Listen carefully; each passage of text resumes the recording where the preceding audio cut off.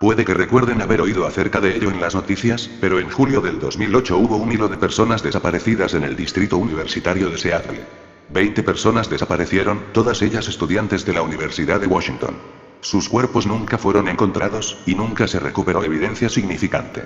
Fueron presumidos muertos, principalmente por la angustia y el dolor de las personas que se preocupaban por ellos. Aparte de la gente desaparecida, no mucho del caso fue revelado al público jamás. Y a eso es a lo que le vengo a poner remedio. La gente tiene el derecho de saber estas cosas. Por ahora, el caso ha sido congelado, y todos los documentos relacionados están ahora en el archivo clasificado que los empleados del DPS llaman jovialmente el congelador. Los investigadores han seguido muchas pistas, pero todas ellas los dirigen a caminos sin salida.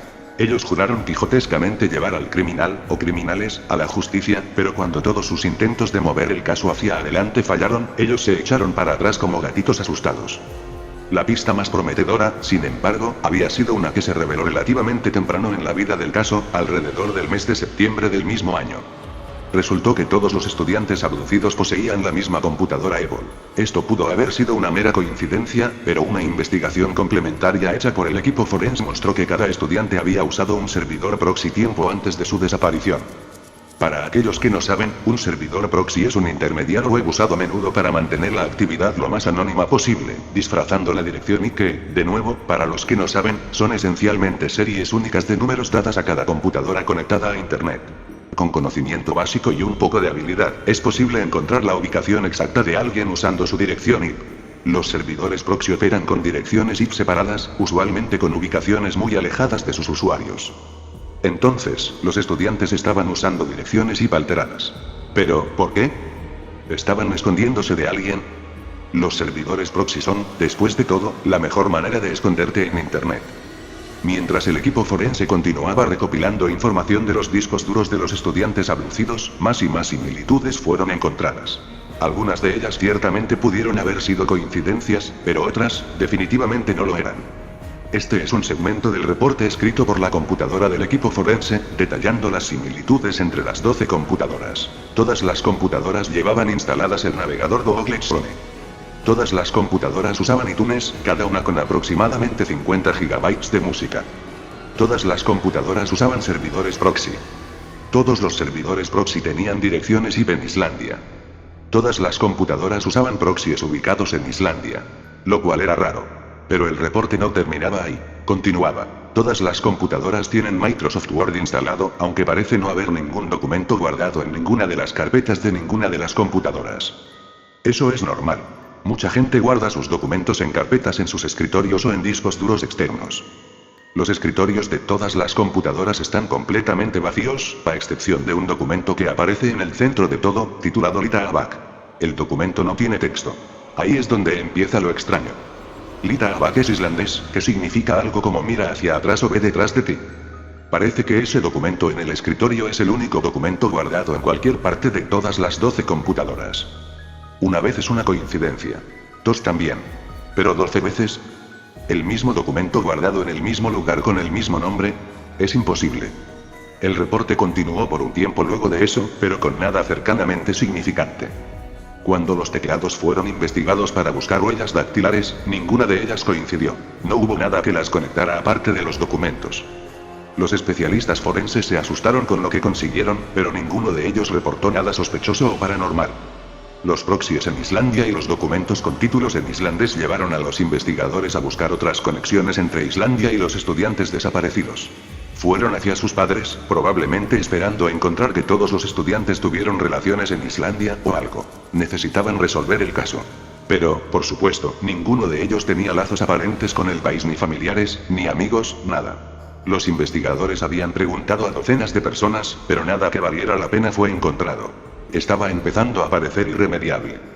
Y eso fue, hasta un año más tarde, en julio del 2009, cuando la Policía Nacional de Islandia en Reykjavik reportó una serie de personas desaparecidas, sin rastro alguno.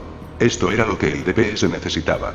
Contactaron rápidamente a la oficina en Reykjavik, y arreglaron una reunión, esperando que los casos de alguna manera coincidieran. Los investigadores de Seattle volaron hacia Islandia.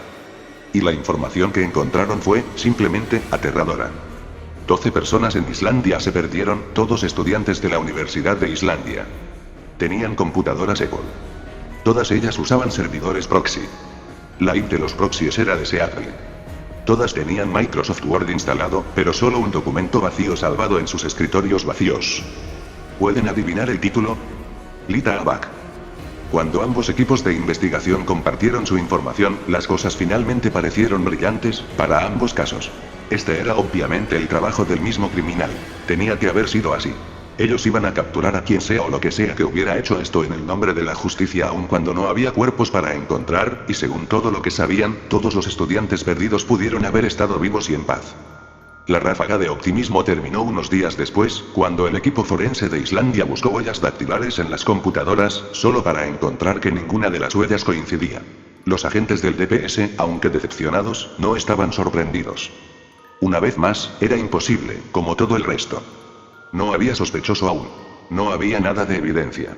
Solo había un montón de no tan coincidencias muy tenebrosas. 24 de ellas, para ser exactos. Nada más. Y ciertamente nada menos. Las pistas no dirigían a ningún lado.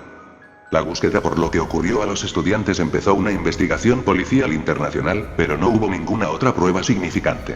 Los casos, o solamente un caso único ahora, había quedado estancado. Luego de meses y meses y meses de pérdida de esperanzas, ambos, el DPS y la Policía Nacional de Islandia finalmente puso el caso como sin resolver en julio del 2012, y se olvidaron de él. Frío. Congelado. Estancado. Infructuoso. Se había terminado. Tantas cosas por la justicia. Desde entonces, ambos departamentos policiales habían tratado de olvidar el caso. Se convirtió en una memoria triste, nadie quería pensar acerca de eso. Con toda razón. Y eso es todo el caso, de verdad. Estoy escribiendo esto porque estoy bastante aburrido, e imaginé que era interesante hacérselo saber a ustedes. Tengo que irme a bañar ahora. Sin embargo, antes de irme, solo quiero estar seguro de que entienden lo difícil que fue para mí lavarles el cerebro a los estudiantes haciéndolos leer mis historias. Los humanos son muy perceptivos cuando se refiere a ese tipo de cosas. Su carne lo valió, de todas maneras. Muy tierna y deliciosa. Aunque todavía tengo un poquito de hambre. Lita Abac.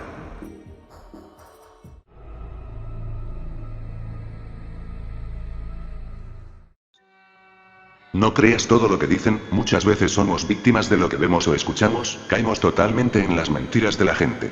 A veces aprendemos la lección y no volvemos a caer en la misma trampa, otras veces, seguimos haciéndolo sin darnos cuenta de cuál fue el error.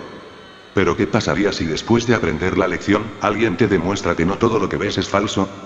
Mi nombre es Isabel, pero prefiero que me llamen Bel para acortarlo. Soy una niña normal de 16 años que le gusta pasarse un buen sustito de vez en cuando. Por eso suelo buscar por internet algún relato que me erice los pelos, pero después de haber leído tantos dejé de creer en ellos, y perdieron su gracia poco a poco. Un día, encontré una extraña leyenda urbana que decía que si te metías a cierta página a cierta hora, una mujer te vendría a visitar y te arrancaría los ojos. Por supuesto yo no creí en esa historia, ya no saben qué inventar me dije, y lo dejé. Se lo pasé a una de mis amigas, pareció entusiasmarle, y me retó para que hiciera lo del relato.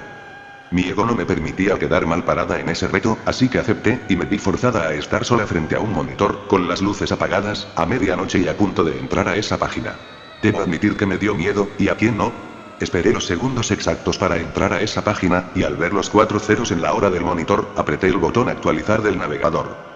Esta página web no está disponible. ¿Lo habré escrito mal? Antes de que se acabara el minuto de la medianoche, lo intenté varias veces y nada aparecía, solo una página de error, nada. Esa supuesta página no existía, solo era una leyenda urbana. Luego de hacer una foto para que mi amiga me creyera que cumplí con el reto, me puse a dormir como siempre. Al día siguiente, le mostré la foto y me gané la admiración de los que no se atrevieron a entrar, pero a uno de ellos parecía no importarle, no era que él también lo hubiese hecho, sino que decía que yo realmente no había demostrado nada, ya que eso no era real. ¿Has oído hablar de la noche de los que lloran? Dijo, me dio un papel con la dirección de una página web muy extraña, estaba escrita con letras y números, no podía entender lo que decía. Bajo la dirección había unas instrucciones, decían que debía entrar con las luces apagadas, a medianoche y totalmente sola. Clásico, me dije. Esto no era nada nuevo para mí. Luego de leerlo varias veces, vi una frase que no había visto antes ya que estaba con una letra muy pequeña, debes entrar completamente sola. Me extrañé porque al parecer era importante ese punto, como sabía que solo era una leyenda urbana solo lo arrugué y lo guardé dentro de uno de mis bolsillos. Tiempo después vi una noticia realmente extraña en la televisión, una persona había muerto frente a su computador, cualquiera diría que no tenía nada de especial, si no fuera que esa persona tenía medio cuerpo pegado a la pantalla del monitor, como si alguien hubiese roto el vidrio de una ventana y lo hubiese tirado de los brazos desde adentro, para luego volver a poner un vidrio en medio de su cintura y dejarlo atrapado. Nunca había visto algo así, pero lo que luego oí fue lo que me dejó petrificada. Luego de buscar el historial en su equipo, descubrieron que la última página en la que se había metido fue una extraña web hecha de números y letras, nadie sabe aún su significado. Al instante recibí una llamada, era mi mejor amiga diciendo que vendría corriendo a mi casa. Cuando la veo llegar, llega desesperada diciendo que había encontrado algo fascinante que yo debía ver. Entramos a mi habitación y se puso a buscar en internet la dirección que me había dado esa persona, aparecieron un montón de foros y otras páginas en que alertaban a la gente no entre a esa página, no se arriesgue, mi tío se murió por culpa de esa página, millones de personas tratando de que nadie entrara a esa página web. ¿Y tú crees que si a ellos les hubiese pasado algo malo, estarían allí alertando a los demás?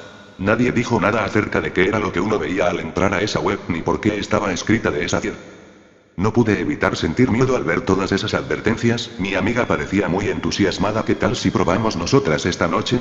Cuando dijo eso asentí al instante, como un acto reflejo, traté de negarme de inmediato pero me siguió insistiendo, no me quedaba otra, debía asumir y entrar en esa página.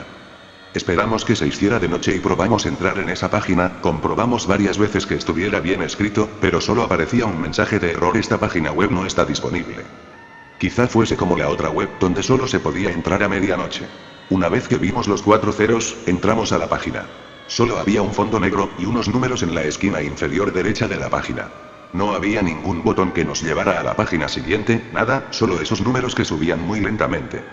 Mi amiga empezó a desesperarse, cliqueó como loca toda la pantalla, pero solo logró soltar el pequeño botoncito del mouse, que lo tenía fallando desde hace mucho tiempo. Vaya porquería de página, dijo, y se levanta dejándome sola en la habitación. Antes de que saliera, tomó el mouse para buscar si había algo que ella no logró encontrar, y cuando pasó el puntero sobre los números, aparece un mensaje escrito en blanco en medio de la pantalla: B13NV3N1D0.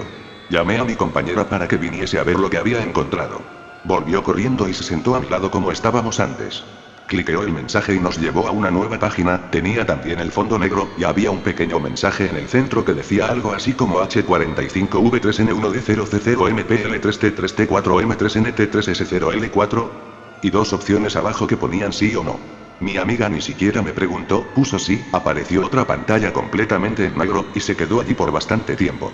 Nos miramos por un rato, tratando de adivinar qué era lo siguiente, pero un chillido ensordecedor nos hizo devolver la vista a la pantalla, solo había un mensaje que decía P0RTM13NT35. Nos llevamos las manos a los oídos, mi amiga suplicaba que apagara los parlantes, pero yo siempre los tengo apagados, me puse a buscar una manera de apagar el sonido, traté de cerrar la página, pero el botón X no estaba, apreté el botón de apagado, traté de desconectar el computador, pero el chillido no cesaba, tratamos de salir de la habitación, pero el chillido era tan fuerte que apenas podíamos mantenernos en pie. Cuando el chillido cesó, una imagen apareció en la pantalla, mi amiga, que aún estaba sentada frente al monitor, se puso a gritar. Era la imagen de una persona. Tenía la piel muy blanca, no tenía cabello ni boca, pero de alguna manera parecía que estuviese sonriendo. Mi amiga trató de levantarse y salir corriendo, pero lo que vi a continuación fue lo que no es posible explicar con palabras.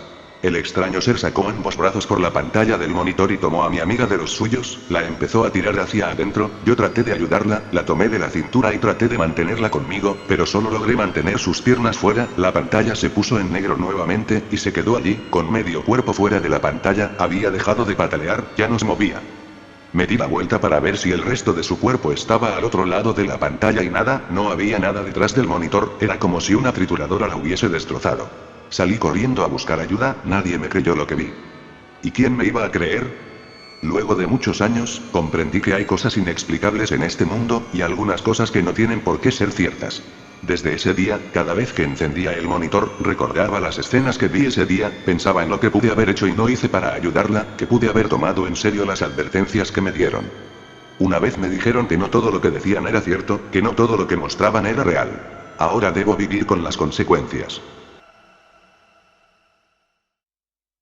Antes de continuar con esta recopilación, te recuerdo suscribirte a este canal, compartir mi contenido y dejarme tu like para traerles más videos como este. Y ahora sí, continuamos con la tercera creepypasta del video, la cual es muy poco conocida y traducida al español por mí para todos ustedes.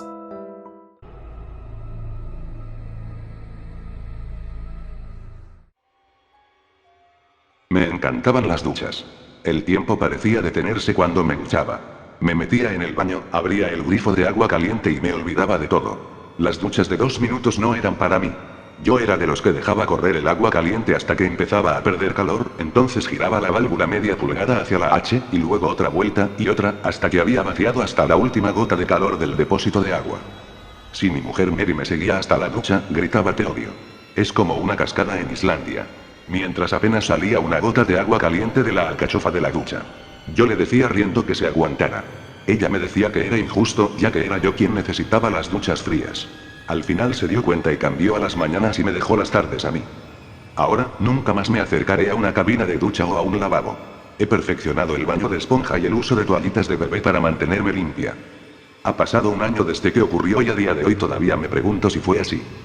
Mary ya no está, aunque la policía y su familia siguen buscándola con la esperanza de que aparezca, sé que nunca lo hará. No podía contar a la policía lo que realmente pasó, porque si lo hacía me encerrarían en el manicomio.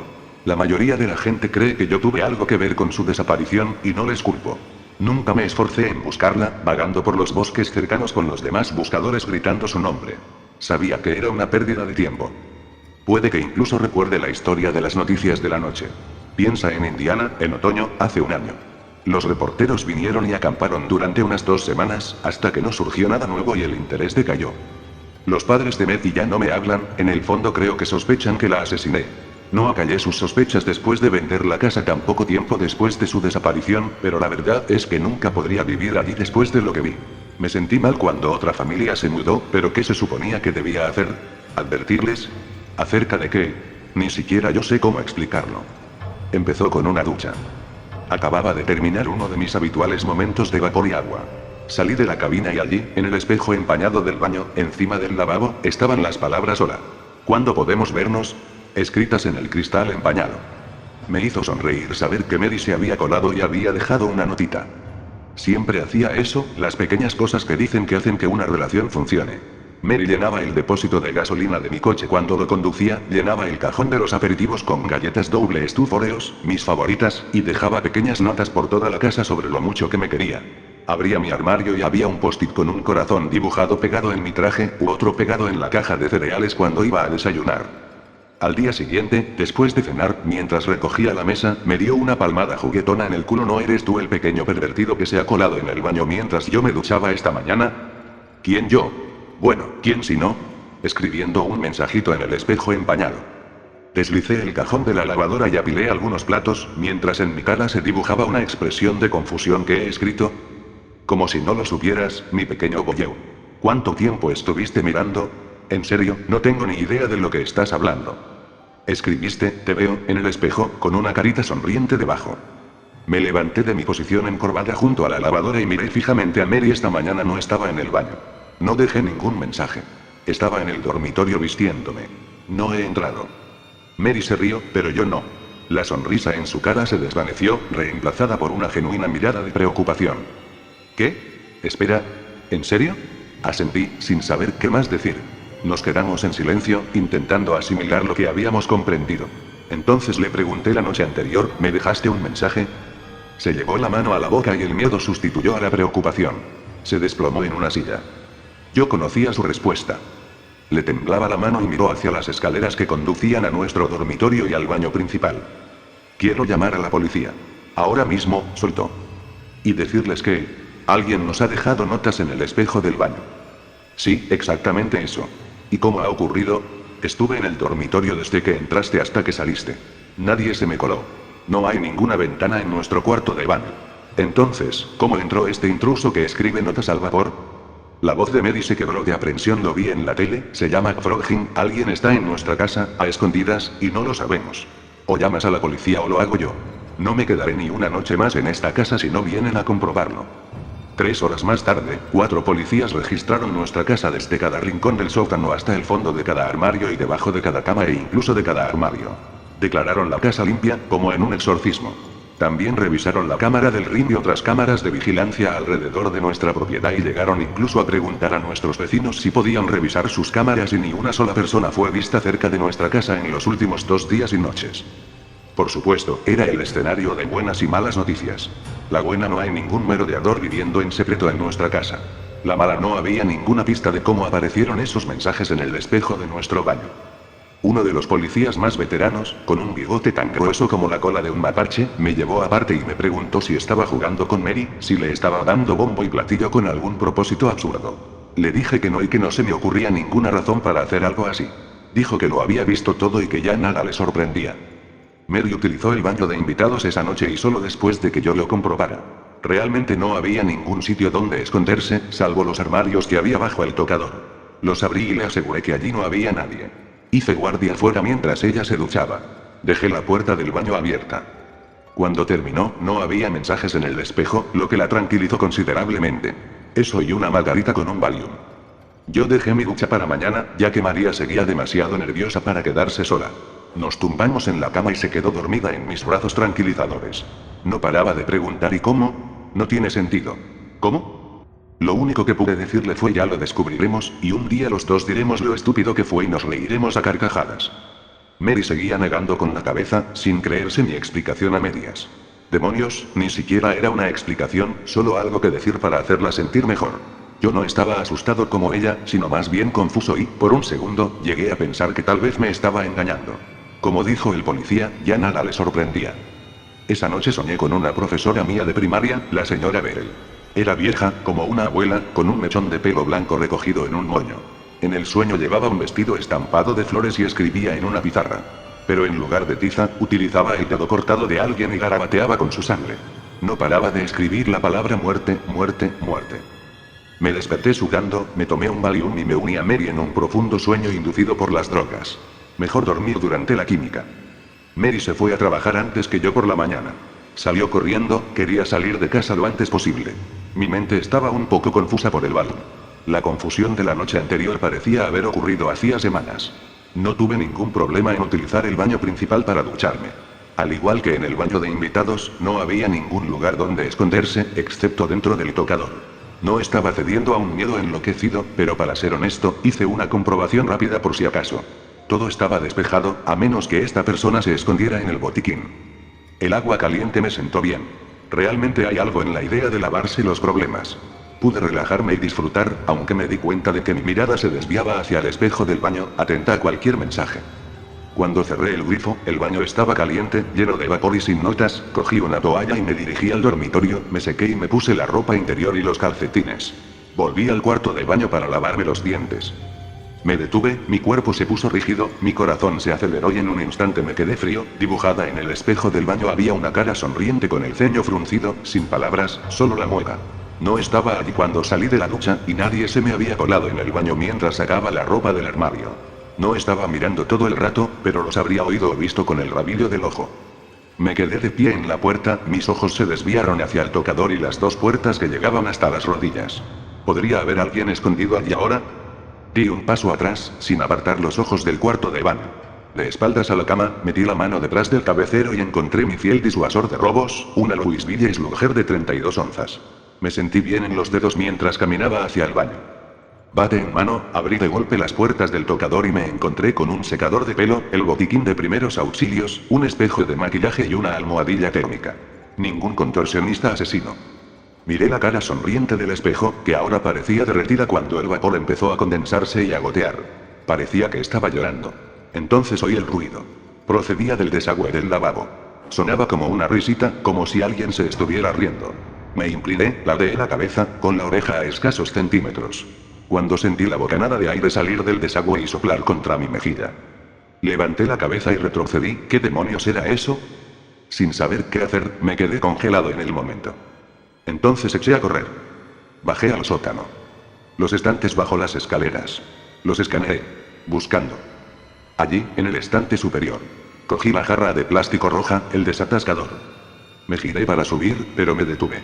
Me fijé en la tubería de desagüe que corría a lo largo de la pared del sótano, había algo en ella. Se movía. Podía oírlo. Subí el sótano de 3 en 3 y luego las escaleras del vestíbulo. Sin aliento y con la mano temblorosa, quité el tapón del líquido cáustico y lo vertí en el fregadero. Hasta la última gota. Luego salí de allí. Me pareció oír un grito. Pero estaba demasiado lejos, en el dormitorio, así que no podía estar seguro. La cabeza me daba vueltas. Nada tenía sentido. No había forma de que lo que le había dicho a Mary la noche anterior fuera a ser cierto. Algún día lo descubriremos y nos reiremos a carcajadas. No me estaba riendo. Después de unos 10 minutos, me acerqué al fregadero. Todo el limpiador de desagües había desaparecido y no salía ningún sonido del pequeño agujero del fondo del lavabo. El vapor se había disipado del espejo y la cara sonriente había desaparecido. Con cara de confusión y un poco avergonzada. ¿De verdad había oído algo? Monstruo del desagüe o no, tenía que ponerme a trabajar. Tiré la jarra roja de plástico a la papelera de reciclaje y me subí al coche. Mientras salía de la entrada, mis ojos se clavaron en la ventana de nuestro dormitorio. No estaba segura de lo que esperaba ver, pero me alegré de que no hubiera nada más que las cortinas. Llamé a Mary a la hora de comer, no para contarle lo ocurrido, sino para ver cómo estaba. Nunca le contaría lo de la carita sonriente en el espejo y lo que creía haber oído. Si lo hacía, no volvería a poner un pie en casa. No, me lo llevaría a la tumba. Mary sonaba mejor al teléfono, el sueño de la noche y el sol de la mañana parecían haberle permitido orientarse. Solo tenía una petición, por favor, vuelve a casa antes que yo, solo quiero asegurarme de que no estoy sola en la casa, al menos durante los próximos días. Claro, lo tienes, nena, con mi mejor voz tranquilizadora. El resto de la tarde fui bastante inútil en el trabajo. Mi cerebro hacía gimnasia mental tratando de explicar lo sucedido. Pasé la mayor parte del día en mi cubículo buscando respuestas en internet. Después de recorrer madriguera tras madriguera, había algo que parecía explicar, o al menos podría explicar, lo que estaba ocurriendo. Encontré un artículo que hablaba de que cuando algunas personas compran alfombras nuevas pueden tener fuertes reacciones a los productos químicos que contienen. Bingo. Acabábamos de volver a enmoquetar el salón y los dormitorios, no hacía más de 2 semanas. Mary se había quejado de dolores de cabeza últimamente, aunque yo no había experimentado nada fuera de lo normal. El artículo enumeraba los efectos de los productos químicos, podías tener visión borrosa, náuseas e incluso alucinaciones. Todo parecía comprobarlo. Esa noche, durante la cena, busqué el artículo sobre la alfombra en mi teléfono y se lo leí a Mary. Se notaba que la tensión se iba disipando con cada palabra que leía. Empezó a hablar de lo olvidadiza que había estado últimamente y mencionó los dolores de cabeza e incluso algunos sueños extraños. Lo que, por supuesto, me tocó la fibra sensible, recordándome pizarra de dedos ensangrentados de la noche anterior. Aunque era otoño y hacía frío, esa noche pusimos el aire acondicionado para ayudar a filtrar los productos químicos. También abrimos las ventanas del segundo piso. Hacía frío, pero al menos respirábamos aire limpio y sano. Esa noche me duché sin incidentes. No aparecieron caritas sonrientes, ni ceños fruncidos, ni mensajes en el espejo. Nos acurrucamos, sacamos otro edredón para combatir la brisa que salía por las rejillas de ventilación y las ventanas, y nos dormimos con la certeza de que lo habíamos resuelto. Mary se volvió hacia mí y me besó en la frente. Mierda, qué detective. Tenías razón, nos reiremos de esto. Mary se duchó esa mañana. Me estaba vistiendo cuando oí el golpe. Parecía que se le había caído el jabón en la ducha. Grité, ¿estás bien? Pero se hizo el silencio. Mary no dijo nada. Pensando que no me había oído, grité esta vez, alzando la voz por encima del sonido de la radio que estaba encendida y del chorro gorgoteante que salía de la ducha. ¿Estás bien, cariño? Se oyó otro golpe. Entré en el cuarto de baño. No me precipité, no había razón para pensar que algo fuera mal. No había gritado. Incluso ahora no puedo entender lo que vi, en parte porque sucedió muy rápido y también porque fue aterrador. La tapa del desagüe había desaparecido y del agujero sobresalían 2 manos muy delgadas, esqueléticas, cubiertas de un moretón de color piel. No estaba seguro de cómo llamarlo. Los brazos eran alargados y parecían poder estirarse y doblarse como los limpiapipas con los que jugaba de niño. Había 5 dedos por mano, con uñas agrietadas y amarillentas que parecían tener lodo marrón apelmazado bajo cada uña. Las manos tenían agarrada la cabeza de Mary, eso era todo lo que quedaba. Su cuerpo había desaparecido, de alguna manera aquella cosa había conseguido destrozar a mi mujer y arrastrar sus piernas, brazos y torso por el desagüe en cuestión de instantes. Solo quedaba su cabeza, el pelo húmedo y fibroso y los ojos de Mary abiertos de par en par en un perpetuo estado de shock. Fuera cual fuese la criatura, cosa o ser que estaba dentro de las tuberías, ejercía una fuerza sobrenatural, porque la última vez que vi a Mary, aquellas manos le aplastaban el cráneo, lo aplastaban y luego lo arrastraban hacia el agujero negro del suelo de la ducha. La visión era horrible, pero los sonidos eran igual de terribles. Los huesos crujían y se quebraban. Sonaba como si alguien pisara una bolsa de patatas fritas. Quería vomitar, pero el shock parecía congelar mi cuerpo, ni siquiera podía moverme. Había desaparecido. El agua, que seguía corriendo, arrastró los restos de carne, hueso y sangre por el desagüe. Al igual que María, no grité. Solo murmuré su nombre, Mary. Conseguí acercarme a la ducha. Paso a paso. Abrí la puerta de cristal y cerré el grifo. Me incliné hacia la cabina. Mis ojos se centraron en el desagüe, un abismo redondo de no más de 10 centímetros de ancho. No vi más que negrura y gotas rojas alrededor del borde del agujero. Se oía un sonido, un rítmico goteo, goteo, goteo, cuando el agua se filtraba por la alcachofa de la ducha. Nada más, excepto el hombre del tiempo en la radio diciéndome que me llevara un paraguas porque podría llover esa tarde. Tuve que sentarme, la habitación empezaba a dar vueltas. Cuando me giré para salir, vi las palabras escritas en el espejo del baño: adiós. Me desmayé. Cuando me desperté, oí una voz. Era el hombre del tiempo de la radio, que una vez más me decía que iba a llover. Lo que significaba que había estado fuera al menos 15 minutos, ya que esa era la frecuencia con la que actualizaban el tiempo. Podría haber sido más tiempo, tal vez había estado inconsciente durante más de un informe meteorológico. Y entonces caí en la cuenta de que esa cosa seguía en la alcantarilla y que tal vez sería la siguiente en venir a por mí. Me levanté como un rayo y salí de la habitación medio a gatas y medio a trompicones. Vi el reloj en la mesilla de noche, solo llevaba 15 minutos inconsciente. ¿Dónde estaba mi teléfono? Tenía que llamar a la policía, eso era lo siguiente que tenía que hacer. Corrí por la habitación buscándolo.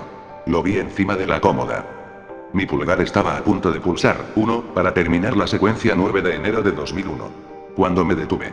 ¿Qué iba a decirles?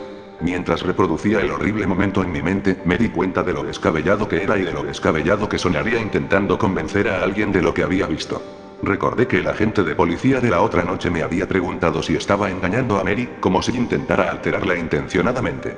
Y ahora, unos días después, me llamaba para decir que estaba muerta, asesinada por un monstruo de las alcantarillas.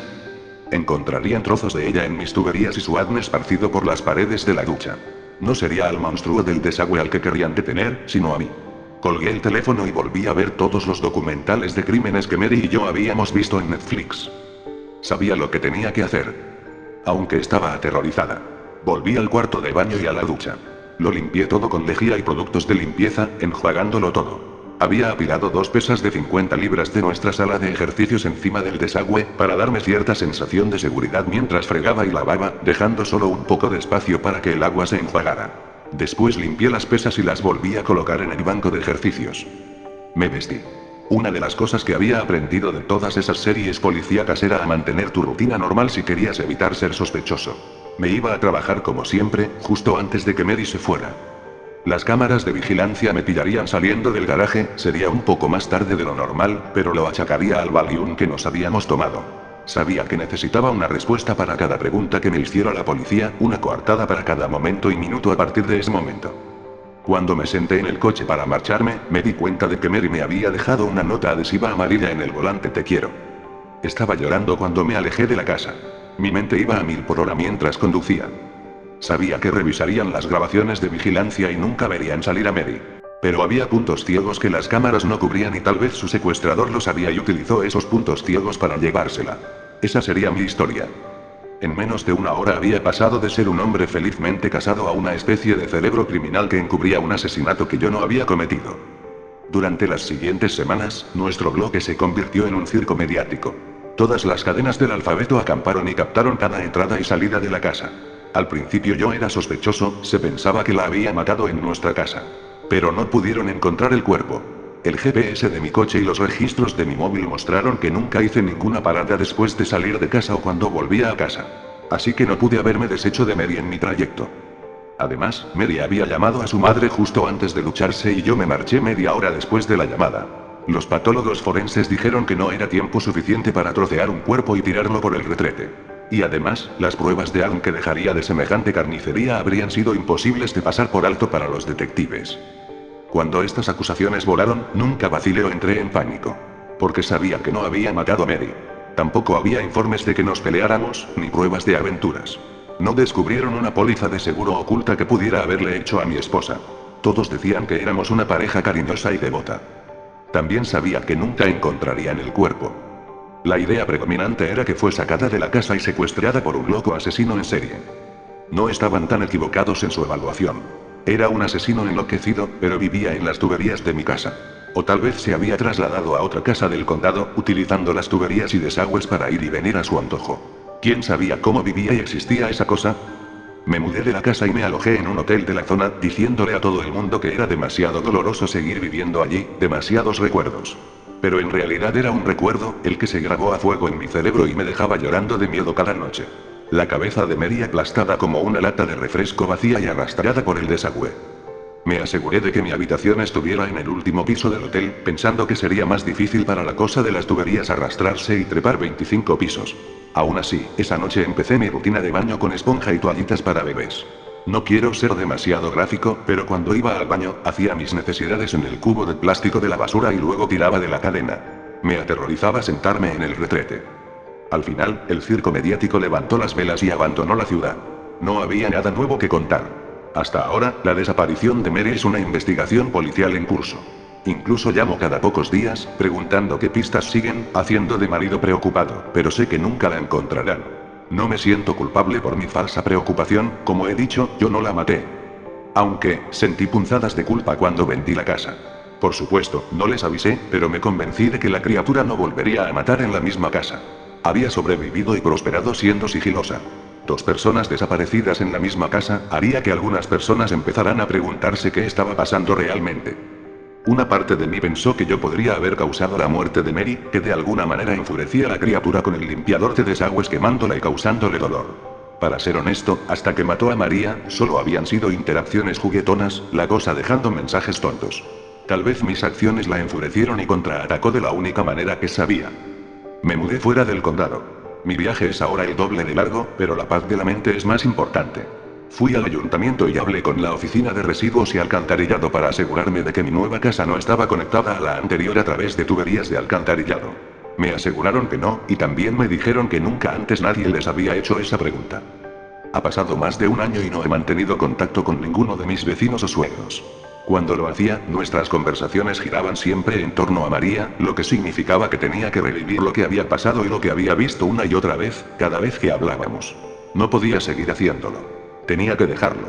Abandonar la ciudad solo alimentaba sus sospechas de que yo tenía algo que ver con su desaparición. Que así fuera. Amaba a Mary con todo mi corazón y mi alma y ninguna sospecha cambiaría eso. Sabía lo que sabía. Las cosas estaban volviendo a la normalidad en mi nuevo hogar. Y entonces anoche todo cambió. Estaba haciendo pasta. Escurrí los espaguetis y fui a la nevera a por el queso rallado.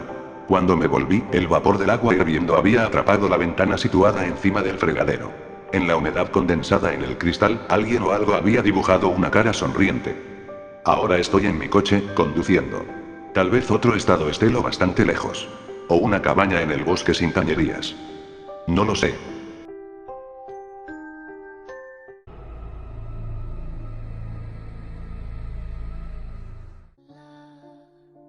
Este Halloween, no dejaré que mis niños vayan a pedir caramelos. No después de lo que sucedió el año pasado. No cuando la mitad de los padres del pueblo aún están en duelo, y cada semana de por medio ves cunas y camas matrimoniales en las aceras que cualquiera puede ir a tomar. Son recordatorios crueles de que nuestras pérdidas calan profundamente. De que el dolor sigue aquí. E incluso si esas heridas han empezado a sanar para algunos, siempre arderán. El año pasado, los niños recibieron caramelos contaminados. 55 de ellos se enfermaron. 31 murieron. Salió en todos los noticieros, así que no necesito darles el trasfondo de una historia que ya conocen. Mis niñas tuvieron suerte, pues ambas son alérgicas al maní y les dieron sus caramelos a sus amigos. Amigos que ya no tienen. Recuerdo mi turno en la sala de emergencias cuando los niños comenzaron a fluir. Tomó algunos días. El primero fue el 3 de noviembre, una niña de 4 años llamada Regina. Presentaba dificultades para respirar. Al principio, pensamos que era una reacción alérgica, pero ninguno de los tratamientos pareció funcionar. A medida que empeoraba, no fue hasta que le hicimos una endoscopía para ver dentro de sus pulmones que nos dimos cuenta de lo que estaba sucediendo. Pero, para entonces, era demasiado tarde. Murió en el quirófano. 3 chicos más llegaron esa noche. Todos murieron. Al día siguiente, el flujo se convirtió en un raudal. Niños mayores se unieron a los más jóvenes con dificultades en su respiración. Estos parecían estar en peor condición que los niños de la noche anterior. Los síntomas iniciales habían dado paso a síntomas secundarios antes de la muerte, así que tuvimos que lidiar con el asombro y el terror que estaban experimentando conforme su estado empeoraba. Los representantes del Centro de Control de Enfermedades llegaron poco después de que 10 más habían muerto. Fueron capaces de rastrear rápidamente la fuente de caramelos contaminados. Se determinó que el productor local de chocolate era el culpable, y una investigación expedita reveló exactamente cuántos caramelos habían sido contaminados. El negocio fue clausurado. Los dueños aún están atascados en salas de corte por su negligencia y negativa a acatar las medidas de protección apropiadas en sus importaciones. Como dije, después de todo este tiempo, el incidente aún está fresco en la mente de demasiadas familias. Pasarán el resto de sus vidas asociando una festividad con la muerte y devastación, en vez de la diversión y emoción. Por respeto hacia ellos, son pocas las cuadras que han sido decoradas para Halloween. Hay algunas calabazas en los escalones de las puertas, pero ninguna exhibición real. Bueno, hubo una familia japonesa que se había mudado al pueblo en agosto. Desconocían la mayor parte de las circunstancias que giraban en torno a la tragedia. Habían comprado la casa que quedaba frente a la mía. Estando emocionados por celebrar Halloween en Estados Unidos por primera vez, decoraron su jardín frontal con esqueletos, calabazas, monstruos y arañas. Un par de vecinos fueron a verlos al día siguiente y les explicaron cuidadosamente lo que había pasado el año anterior. Las decoraciones fueron retiradas dentro de una hora. No fue que alguien realmente estaba enojado porque las decoraciones estuvieran ahí. A la mayoría les parecía bien. Si solo hubiesen dejado 3 o 4 cosas, nadie se habría quejado. Vamos, las personas que tuvieron la suerte suficiente de no haber sido tocados por la tragedia incluso pudieron haber apreciado un poco del espíritu de Halloween. Pero para algunos, ver a esa cosa en específico simplemente era demasiado. Incluso en mi caso, que no perdí a nadie, me dio escalofríos cuando vi el montaje. Me hizo recordar a aquella noche del 3 de noviembre cuando llegó Regina. Recuerdo la sonda bajando por sus pulmones. Recuerdo cómo nos quedamos viendo a la pantalla con una combinación de terror y fascinación. No había sido un esqueleto o una calabaza o un monstruo lo que había matado a esos niños. Fueron las arañas. Los millones de arañas negras y diminutas cuyos huevos se encontraban en el polvo de cacao que decoraba los caramelos de chocolate y mantequilla de maní. Los niños que se habían asfixiado antes de que las arañas evacuaran sus pulmones fueron los suertudos. A quienes les tocó peor fue a los que estaban en la sala de espera o que llegaron en ambulancias, que tosían y escupían nubes de arañas a medida que morían. La familia japonesa se disculpó en abundancia mientras retiraba todas las decoraciones. Era obvio que estaban mortificados. Mientras los veía por mi ventana, noté que Hichi le gesticuló con la mano a su esposa, para que se acercara al jardín. Sus miradas se ampliaron y se llevaron una mano a sus bocas.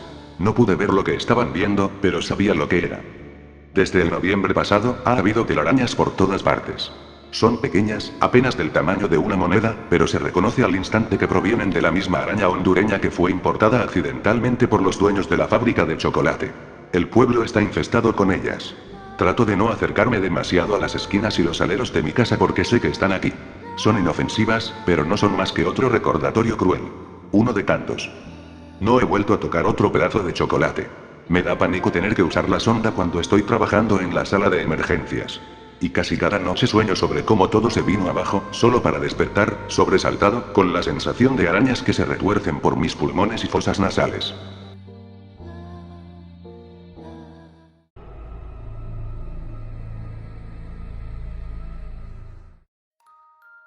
Hace 2 meses atrás aproximadamente, un amigo mío me contó acerca de un antiguo usuario apodado Volkodlak. No tengo ni la más remota idea de quién carajo es, pero él me dijo que era un exusuario de la página de torrents más famosa de Pirate Bay, hasta el día de hoy lo sigue siendo. Ese usuario en específico, subió 10 vídeos que al parecer tenía contenido que superaba los límites permitidos, entre ellos gore, snuff, violaciones, y hasta pedofilia, algo similar a los vídeos de normal porn for normal people, pero mucho peor y retorcido. La verdad que se creó una gran polémica e inquietud en The Pirate Bay. Al final los administradores del sitio borraron toda evidencia presente, tanto la cuenta del usuario Volkodlak y sus vídeos, fue así como también suprimieron todas las cuentas de los usuarios que alcanzaron a descargar o visualizar los vídeos. No se sabe por qué lo hicieron, quizá para obtener placer propio o saciar su apetito sexual o algo por el estilo, no lo sé, pero muchas personas sí lo hicieron. Aunque los administradores igual se vieron involucrados en este crimen, por decirlo así, por la sencilla razón de que escondieron toda evidencia relacionada con Volkodlak, una forma como para limpiar el historial de la página y no ensuciar su nombre. Creo yo que hubiese sido un buen momento para haber llevado la evidencia a las autoridades y dar con el paradero definitivo del responsable de los vídeos, cosa que no hicieron, y fue así como todo dio un giro inesperado de 360 grados. Esto es algo que sucedió recientemente, hace 6 meses atrás. Muchos de nosotros quizá ni nos enteramos de lo que sucedió. Hay pocos testigos usuarios que alcanzaron a sospechar o denunciar los vídeos, pocos tuvieron la valentía de verlos, con pocos me refiero que entre ellos, estoy yo. Ya que fue tanta la curiosidad, me recuerda a la frase "la curiosidad mató al gato", que le dije a mi amigo que si por casualidad tenía esos vídeos. En un principio creyó que yo estaba loco o era un pervertido, sin embargo, le dije que quería verlo por curiosidad, le insistí, él me dijo que si los tenía, bien guardado, pero los tenía quizá para presentarlos como evidencia a las autoridades o tenerlos bajo su posesión. Así que se los pedí y él amablemente lo subió en un archivo .rar en Mediaspire, antes de que fuera borrado en pocos minutos, los descargué rápidamente. A todo esto, no se supo más sobre el usuario Volkodlak. Si tratan de buscar en algunos foros y comunidades acerca de este usuario, puede que encuentren poca información, ya que como reitero, no muchos supieron la existencia de los supuestos vídeos alojados en The Pirate Bay. De todas maneras, si ingresan al perfil del usuario, verán que no hay ningún vídeo o archivo alojado. Aunque no sé si alguien de ustedes habrá escuchado hablar sobre el tema o haber visto alguno de los vídeos. Pero cualquier información o declaración que tengan, lo pueden compartir en mi blog, me gustaría escuchar sus experiencias. No tengan miedo también de contarles a las autoridades, sería de muy grata ayuda para ellos. Si alguien me pide los vídeos, les diré que no, porque ya no los tengo conmigo. En fin, después de que había descargado los vídeos, le dije a mi partner, siempre le digo así, que me iba a desconectar un momento, pero ese momento se transformó en uno largo. Me quedé alrededor de 4 horas visualizando tales macabras escenas. En ese instante no sabía cómo me iba a afectar psicológicamente, ya no sería la misma persona. Sé que muchos de ustedes se preguntarán por qué lo hiciste. Como lo dije anteriormente, todo era por curiosidad, creo que varios hubiesen estado en la misma situación que yo. El error más grande que he cometido fue reproducirlos. Ahora la pregunta que también querrán saber, ¿los vi todos? La respuesta es sí, los vi todos, excepto algunos. No los vi por completo y otros definitivamente no los vi por lo crudo que era. El vídeo que más me dejó trastornado fue la violación de una mujer, al parecer era joven, no pasaba más allá de los 20 años.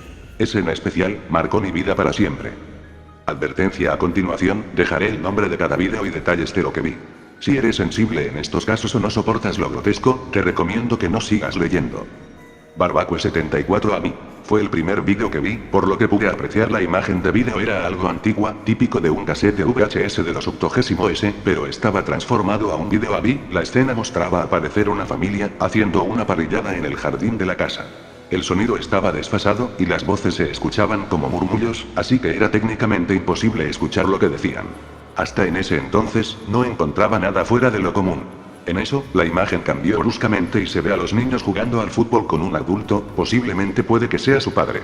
A partir de ese momento, hubo varios cortes y distorsiones, tal vez faltó algún cuadro en la escena. Después de que la imagen se fundió a negro por 10 segundos.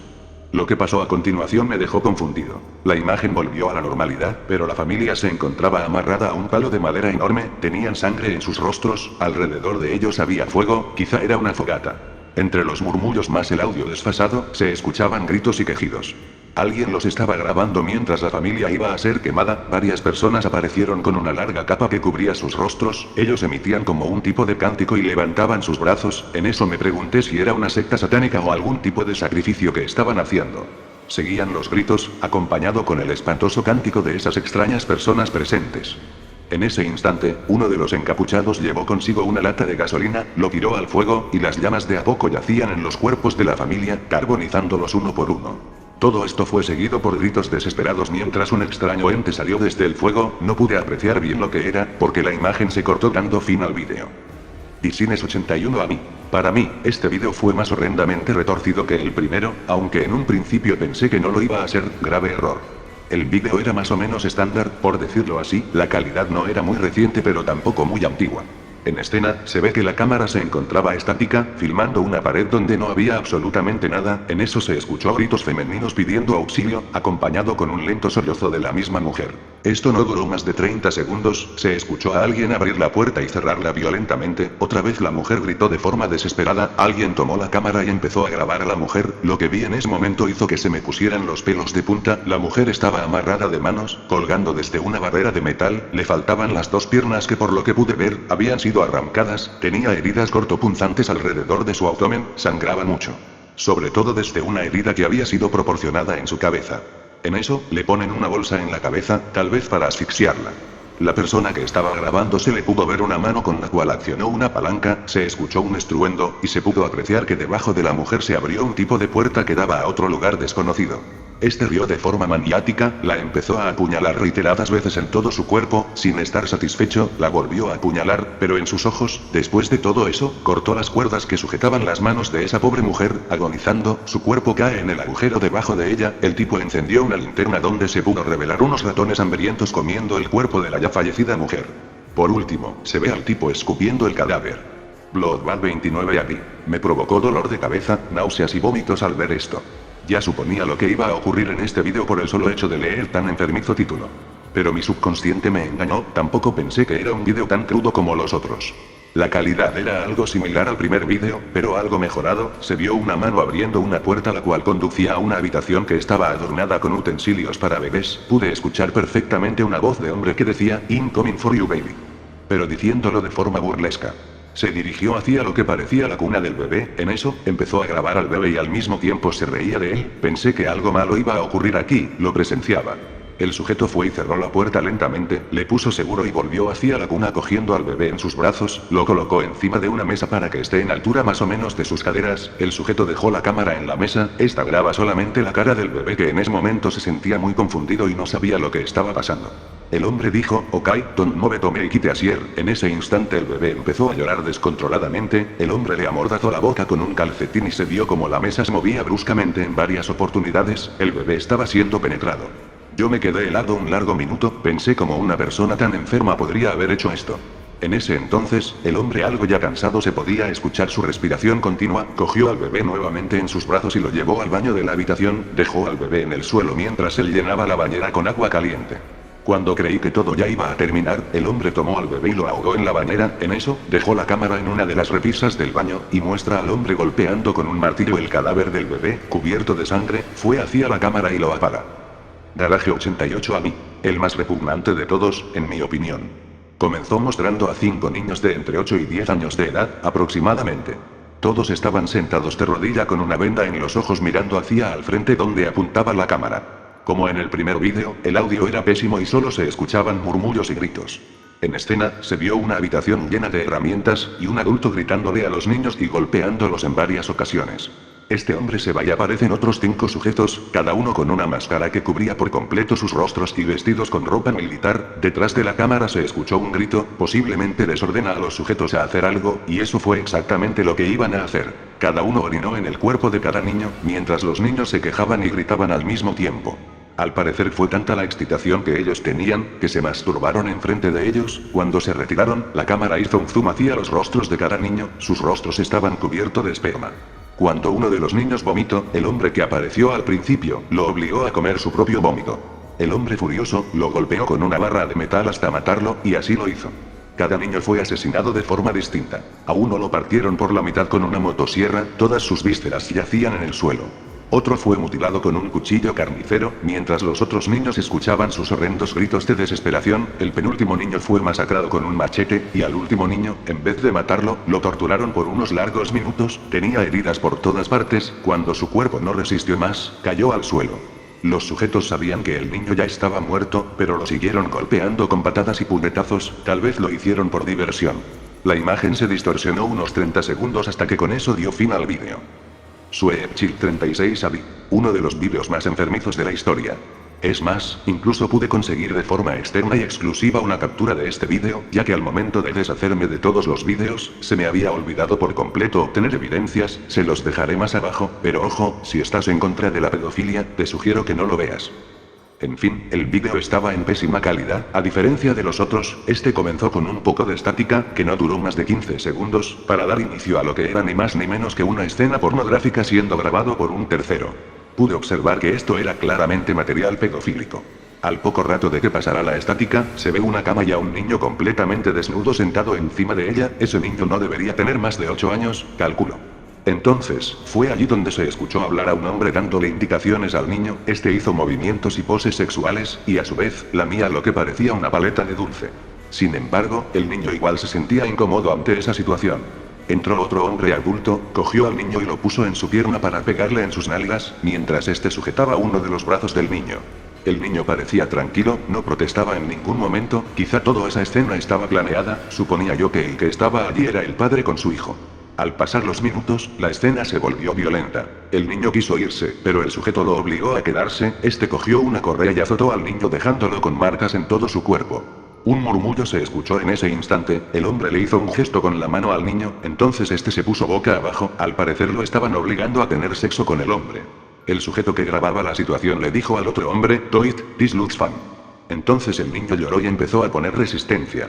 El hombre le amarró sus piernas y sus manos. Después de eso tuvo penetración anal con el niño. Lo hizo exactamente por 3 minutos hasta que dijo, "It's bleeding". Ambos sujetos rieron, dejaron al niño casi inconsciente que se desangrara en la cama. Luego de 1 minuto, ambos agarraron al niño y golpearon su cabeza reiteradas veces contra la pared de concreto. No sé lo que ocurrió más adelante, no pude terminar de verlo, era demasiado fuerte para mí. Clippers 99 AB. Bien, sé que en algún momento iba a mandar toda la mierda y contactarme con las autoridades para hallar de una vez por todas al responsable de estos vídeos, pero en vez de hacer tal acto de heroísmo y jamás tuve la libertad de hacerlo, lo seguí viendo, mi mente se concentró en eso. Este vídeo era un poco más extenso que los anteriores, tal vez porque se trataba de un grupo que se dedicaba a secuestrar y violar mujeres. Todos los hechos eran grabados para venderlos como material pornográfico en mercados o a través de la internet. El vídeo comenzó normalmente, mostró una toma donde la cámara hacía una seguidilla a una mujer que caminaba por una plaza a solas. Fue entonces, cuando 2 sujetos se bajaron de un auto y la agarraron por sorpresa. La mujer opuso resistencia, uno de ellos le puso un paño en la boca. En eso, la mujer se tranquilizó y cayó desmayada.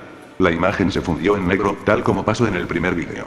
La imagen volvió dando lugar a un bosque lejos de la ciudad. Una persona estaba grabando el cuerpo desnudo de la mujer secuestrada que yacía tirada en el suelo húmedo. Estaba sucia, mojada y algo maltratada, apenas podía hablar, se escuchaban pequeños quejidos de ella, sus manos estaban atadas alrededor de un árbol, solo podía mover sus piernas, pero no tenía la fuerza suficiente para hacerlo.